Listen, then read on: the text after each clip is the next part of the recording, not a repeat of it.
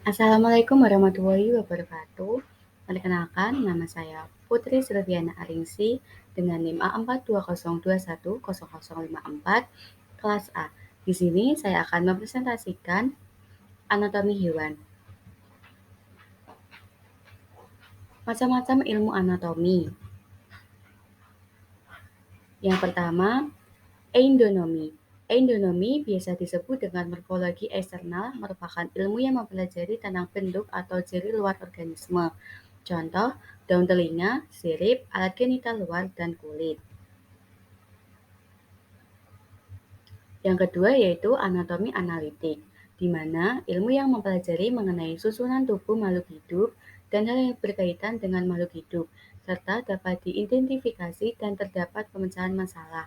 Anatomi analitik memiliki contoh, alat sekresi berupa hati jika diuraikan akan menjadi beberapa bagian lobus kanan, lobus kiri, lobus quadratus, dan lobus kuadrat.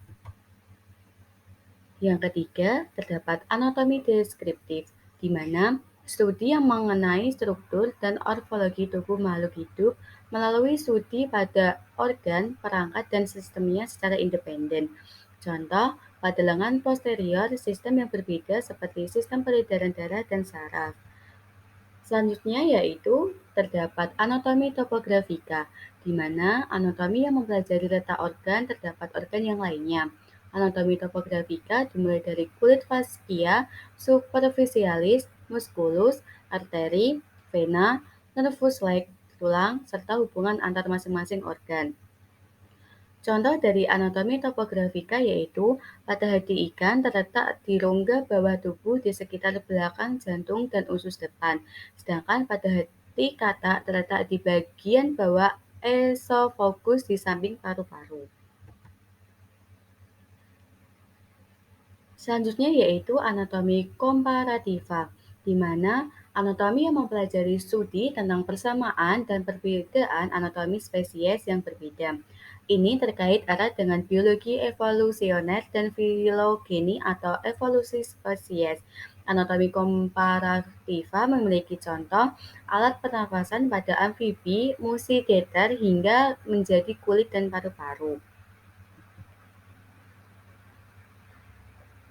Selanjutnya yaitu anatomi fungsional, di mana pada anatomi fungsional ini mempelajari klasifikasi dan filogeni, konsep homologi dan analogi, serta analisis sistem organ tubuh hewan yang meliputi struktur kulit dan organ indera, sistem skelet dan otot, sistem digesti, sistem respirasi, sistem sirkulasi, sistem ekskresi dan osmoregulasi, sistem reproduksi, sistem saraf, serta kelenjar endokrin dalam kaitannya dengan adaptasi dan fungsinya.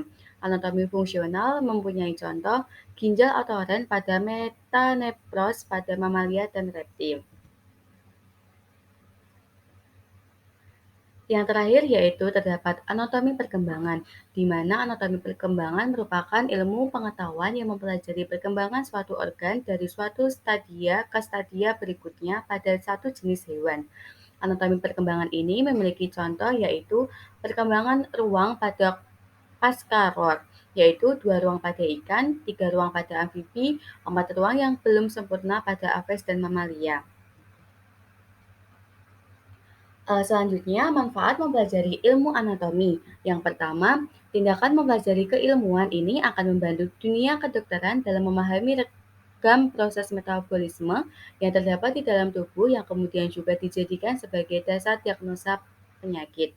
Yang kedua yaitu pembelajaran keilmuan ini juga akan memberikan pengetahuan lebih atas ragam perkembangan struktur dari makhluk hidup secara mendalam. Dan yang ketiga yaitu mengenai secara detail terkait dengan adanya perbedaan letak serta struktur bagian tubuh manusia dengan perbandingan makhluk hidup lainnya. Keempat, ilmu anatomi dalam bidang sejarah membantu untuk mempelajari ragam perbedaan dari sisi tubuh manusia zaman prasejarah dengan zaman modern.